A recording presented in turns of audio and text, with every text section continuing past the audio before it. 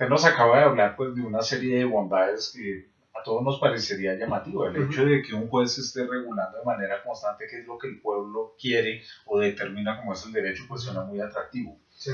Sin embargo, ¿cuáles son esos riesgos de pronto que estarían inmersos o que serían inherentes a ese tipo de tradición jurídica y que quizás eh, nos gustaría evitar? A mí personalmente se me ocurre uno y es teniendo en cuenta pues las obras de Richard Posner y de Ronald Dworkin sobre cómo piensan los jueces. Pensaría que hay un temor de que de pronto el juez esté aplicando algún prejuicio interno y se nos salga de las manos, pero pues es simplemente una presuposición. ¿Cómo lo ve usted que ha estado inmerso en el tema?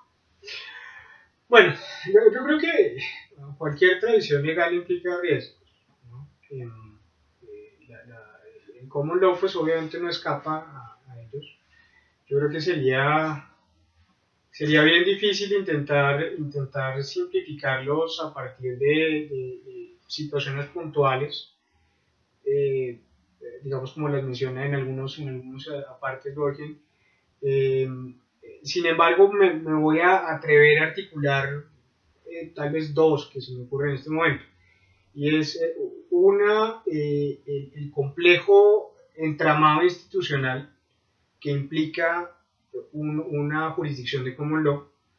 Eh, Eso lleva obviamente el empoderamiento del juez lleva de alguna manera a crear una confianza en el juez y una confianza que prácticamente nadie puede estar en contra de lo que dice el juez.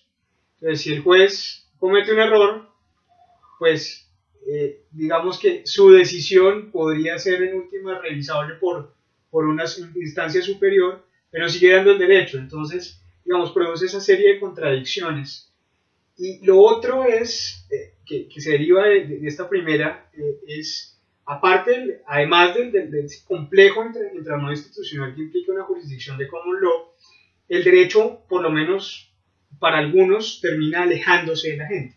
Y es paradójico, porque la gente produce el derecho, pero como son tantas decisiones que en última son expertos en derecho, que abogados o jueces que terminan articulando todos esos principios, que terminan cogiendo todas esos estudiantes a veces como esas decisiones, eh, y formulan una regla de derecho. Eso hace que se aleje de la gente. Le voy a poner el siguiente ejemplo. Si usted está en una jurisdicción civil o de tradición legal civil, desde una persona que no tiene ningún conocimiento de derecho, ninguna formación de derecho, hasta un abogado, puede tener acceso a la ley, y la ley le condensa fundamentalmente lo que se debe entender como una decisión correcta y acertada. En una jurisdicción de common law, usted le toca en últimas estudiar una serie de decisiones para más o menos entender cómo se articuló un principio legal, y a partir de eso, de alguna forma, hacerlo predecible y hacer predecible la Corte. Entonces, yo creo que ese entramado institucional que implica la jurisdicción de common law y ese acercamiento a la gente, pero a la vez esa imposibilidad de la gente de articular el derecho, es lo que lo hace tan difícil. Eh, y de esa forma, lo que uno diría sería, eso es un ejemplo de cómo el common law se crea a partir de una tradición histórica y no simplemente por decreto, o no simplemente porque se decida de aquí en adelante seremos una jurisdicción de common law. Vamos entonces a cambiar el lado de la moneda. Vamos a hablar de los sistemas de derecho Sí. continental o de derecho civil. La misma pregunta inicial. ¿Qué tiene un sistema como estos que de pronto podríamos decir que es un beneficio que quizás no tiene un sistema de common law? ¿Qué tenemos nosotros de positivo que no tiene un sistema como de pronto el canadiense? Yo creo que en últimas es metodológicamente,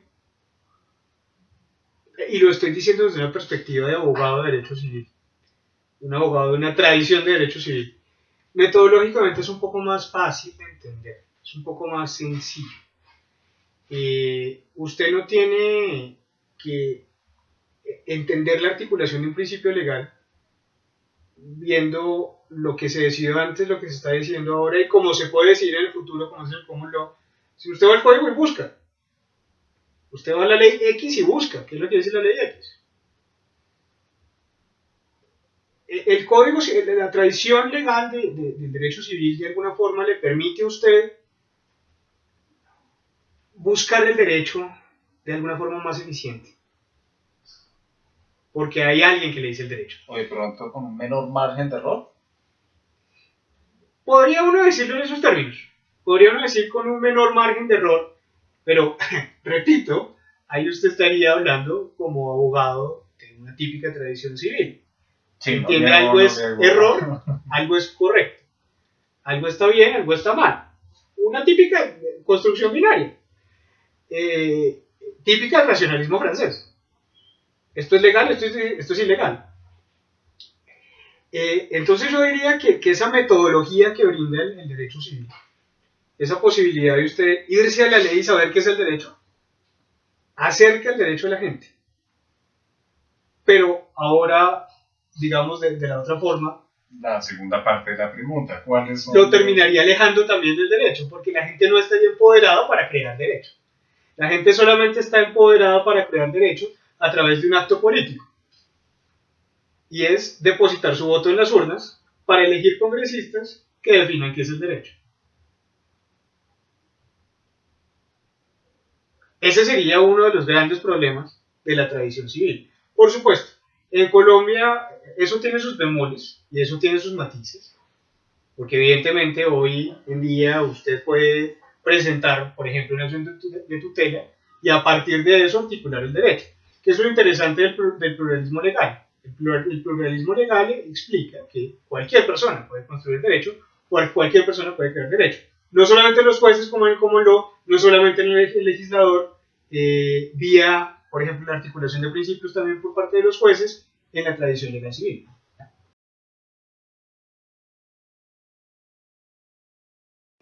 Bueno, hemos revisado hasta el momento, digamos, lo que son aspectos positivos, aspectos negativos, aspectos problemáticos de dos tradiciones legales, como usted las ha denominado. Un poco ahora me gustaría abordar ciertos temas que resultan problemáticos en uno u otro del tema, a ver de pronto usted cómo ve esas diferencias dependiendo de la tradición en las cuales se den. Sí. Arranquemos por un tema, digamos, que se da en la actualidad. Es el tema de los medios de comunicación. En Colombia, cada vez que un juez toma una decisión, los medios de comunicación salen y o lo crucifican o les parece que es una decisión sabia y que no podía haber nada más sabio. Y pareciera ser como que los medios de comunicación están determinando o sembrando en el pueblo la idea de qué es derecho y qué no es derecho. Más lo primero que lo segundo, ¿no? Normalmente los critican antes que...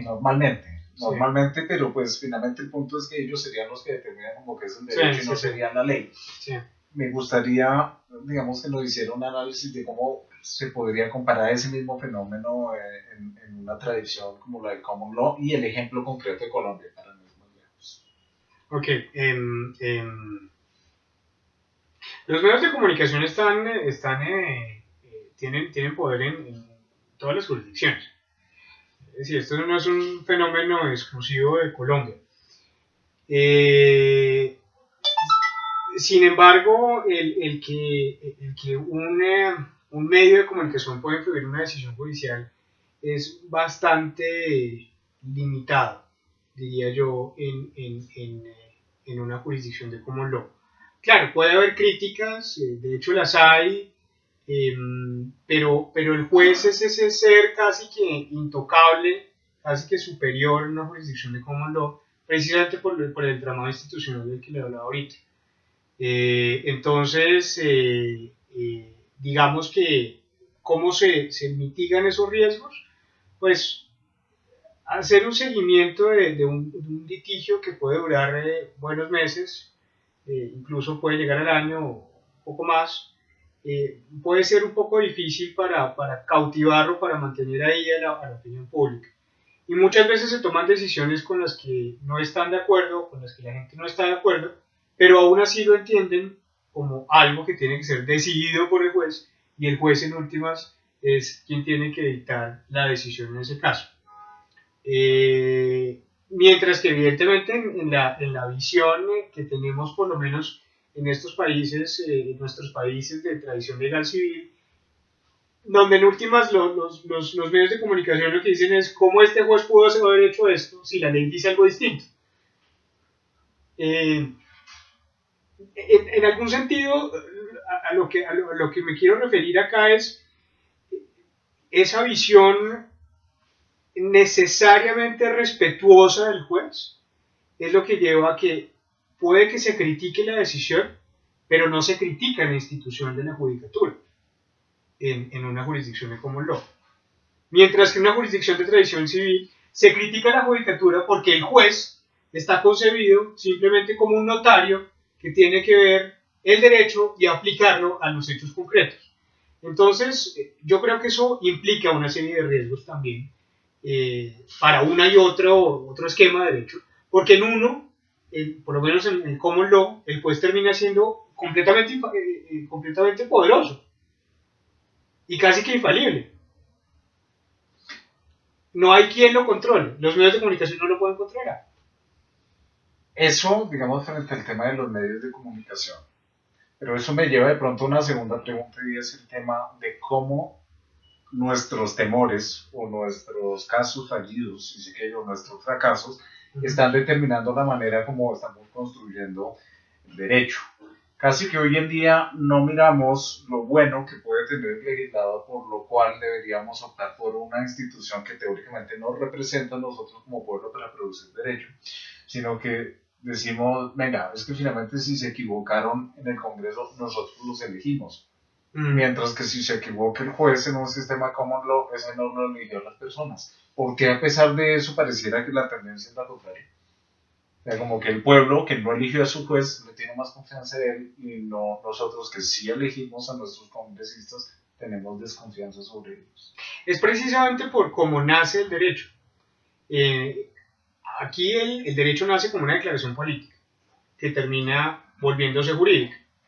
En el common law nace como un hecho que termina convirtiéndose en derecho, una situación fáctica que termina convirtiéndose en una situación jurídica. Claro que existen obviamente temores y obviamente riesgos en uno y otro sentido. Cuando usted toma la decisión como legislador de producir un cuerpo de leyes, producir un cuerpo normativo, pues usted en últimas lo que está intentando es tomar una fotografía de lo que usted cree es el momento histórico en el que está viviendo. Mientras que el juez simplemente le llega el proceso. Simplemente le llega el momento y toma la decisión. Entonces, en últimas, a lo que atienden en uno y otro sistema jurídico, en uno y otra tradición legal, es a esa necesidad de ver en qué momento usted toma la fotografía. Usted toma la fotografía desde ya para regular las cosas que no sabe qué van a pasar a través de la ley. O usted toma la fotografía justo en el momento en el que se están produciendo y termina articulando el derecho. Una es la tradición legal civil, otra es la tradición del common law. Ya mencionaba un tema particularmente importante que pareciera no existir consenso, digamos, entre todos los académicos, y es la posibilidad de que los jueces estén, digamos, en un ámbito diferente al político. Hay otros que sostienen que las cortes, las altas cortes, hablo particularmente de la Corte Suprema de los Estados Unidos, la Corte Canadiense y nuestras 4 altas cortes, sí son políticas. Entonces, usted, ¿cómo ve el tema? ¿Sí son políticas? ¿No son políticas? ¿Sería sano que lo fueran? No hay que confundir decisiones políticas con actos políticos. La ley o el derecho en una tradición civil es un acto político. Es un acto político que surge del legislador, que surge del Congreso, y eso lo llamamos derecho. En el common law surge a partir de una situación específica que la gente lleva al juez y eso se convierte en derecho. Y digo que no hay que confundir entre un acto político como una creación del derecho a una situación política que como tal responde al resorte de la persona que está tomando la decisión. Es imposible que un juez no sea subjetivo. El problema no está en que el juez sea subjetivo, el problema es nuestro temor a la subjetividad. Y ese temor que tenemos a la subjetividad, una vez más, es una construcción de nuestra tradición legal. Le tenemos miedo a los jueces. Eso no sucede allá. No tiene miedo al juez. Usted confía en el juez porque se supone que es una persona formada y versada en los temas que usted la pone a decidir. Entonces, yo tomaría una necesidad de diferenciar entre el derecho como un acto político y una decisión política. Los jueces no toman decisiones políticas. Están mediatizados, evidentemente. Toman decisiones subjetivas, como lo toma un juez acá, en nuestra jurisdicción, en una tradición legal civil. Pero no con finalidad política. Pero claro que con finalidad política. El problema no es que tenga finalidad política, el problema es que sí es discutible esa finalidad política. Para nosotros es discutible la finalidad política porque entendemos que el juez simplemente tiene que aplicar el derecho. En el común no. Usted entiende que el juez tiene un resorte subjetivo que de alguna manera condiciona la forma como está decidiendo y la sentencia es una reflexión suya que partió de un análisis de los hechos. Y ahí la importancia de entender por qué el common law es inductivo mientras que el civil law es deductivo.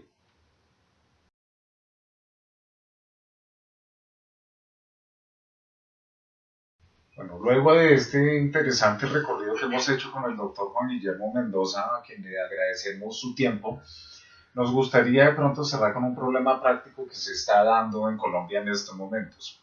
Y es que las altas cortes colombianas en sus decisiones están incorporando un elemento de obligatoriedad que antes no existía. En Colombia, para quienes no lo saben, existe, digamos, una regla que se denomina la doctrina probable, y es que las decisiones tomadas por las altas cortes, salvo a excepción de la constitucional que tiene, digamos, sus propias reglas, cuando se toman tres determinaciones en un mismo sentido, a partir de allí se entendería que esa decisión es obligatoria y solamente en algunos casos, digamos, podría exceptuarse la aplicación obligatoria de esa decisión o más bien de la regla detrás de esa decisión. No obstante, decisiones recientes, particularmente hablo de la Corte Suprema de Justicia, Sala de Casación Penal, el Consejo de Estado, cada vez más están llevándonos a un sistema de precedente que lo que implicaría es que con una decisión sobre un mismo tema se tornaría obligatoria para una situación análoga o idéntica. La pregunta allí, luego digamos, de esa presentación es, ¿usted cómo vería la importación de una regla de precedente o de un sistema de aplicación de precedente jurisprudencial en un sistema como el colombiano, con las particularidades que usted ya ha mencionado? Yo creo que tiene todo el espacio para desarrollarse. Creo que las altas cortes están haciendo una labor valiente de intentar quitarnos esa idea rígida que tenemos de derecho, típica de nuestra tradición legal civil, y nos están introduciendo cada vez más en la posibilidad de el juez como creador de derecho, el juez como creador de alguna forma, no simplemente ese articulador de normas jurídicas o ese notario que lo único que hace es abrir el Código Civil o abrir la ley y adecuar lo que ve a lo que dice la ley, sino unos jueces más activos, unos jueces que de alguna forma están en la palestra y están siendo juzgados por la opinión pública, están ya construyendo su propio entramado institucional. Lo que usted dice de la doctrina probable, en últimas, cada día se está en mi opinión, difuminando más. Cada día está desapareciendo más esa idea de usted debe tener 3 decisiones en un mismo sentido para constituir doctrina probable y a partir de ahí poder tomar, o más bien poder citar esa doctrina probable en hechos similares. Y fíjese que instituciones como la confianza legítima, que es netamente jurisprudencial y es sencillamente decirle a la gente, si a usted le decidieron un caso sobre estos mismos, con unos hechos similares, con unas circunstancias similares, con unos elementos similares, pues usted tiene una expectativa que el entramado institucional le falle exactamente igual a como fallaron en otro caso. Esa regla de precedente que en últimas nosotros hemos estado creando, la hemos estado creando a partir de un principio básico que es la buena fe. Esa reacción institucional de alguna forma fue lo que produjo un choque, digamos, de alguna manera contrario, pero parecido en el common law, que fue la necesidad de empezar a codificar. La necesidad de empezar a crear límites, o más que límites, un cuerpo normativo que los jueces pudieran tener como referente y la gente pudiera tener como referente. A lo que voy es, pareciera como que la tradición legal civil está intentándose parecerse al common law y el common law desde hace un buen tiempo está intentando parecerse a la tradición legal civil. Bueno, con eso en mente y para cerrar, digamos, estos interesantes minutos de charla con usted, creo intuir cuál va a ser su respuesta por algunos de los temas que nos ha venido diciendo, pero de todas formas le boto la pregunta transparentemente. ¿A usted qué tradición jurídica le gusta más, teniendo en cuenta que ha tenido la oportunidad de formarse en los dos y de trabajar en los dos? A mí me gusta más la tradición del common law. Me gusta mucho más la tradición del common law. Me parece que es una tradición que permite un derecho vivo, pero hago 2 comentarios sobre el tema. Lo primero, es difícil decir en últimas cuál debe o no debe ser la correcta. Porque le repito, todo responde a una serie de construcciones, a una serie de elementos históricos que lo condicionan a uno para decir esto o lo otro. Y lo segundo es, de alguna forma existe en la tradición del common law esa necesidad por permitir que el sistema de normas termine articulándose a partir de la gente. Pero eso también lo convierte en algo riesgoso, porque usted no tiene un sistema de normas que es, digamos, constante en el tiempo, sino puede ser cambiante, lo contrario a lo que normalmente usualmente se dice, y aquí de alguna forma está actuando mi visión de civilista.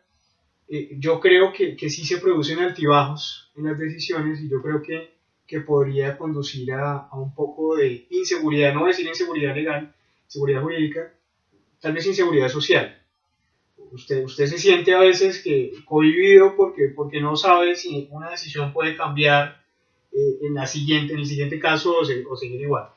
Entonces, sí, parece que es. Bueno, doctor Juan Guillermo, ha sido usted muy amable en atendernos. Creo que nos ha dado unas luces muy importantes sobre un tema que resulta mucho más vigente y más importante de lo que uno en principio creería. Parecería que el tema es teórico por allá en el cielo y que nunca realmente tendría una aplicabilidad, y creo que la conversación con usted parece claro que el tema es de todos los días y que tiene una importancia mayúscula. Nuevamente lo estaremos invitando más adelante en otra oportunidad de pronto para tocar algunos temas más específicos, así que le hago extensiva esta invitación desde ya. Y a todos ustedes también muchas gracias.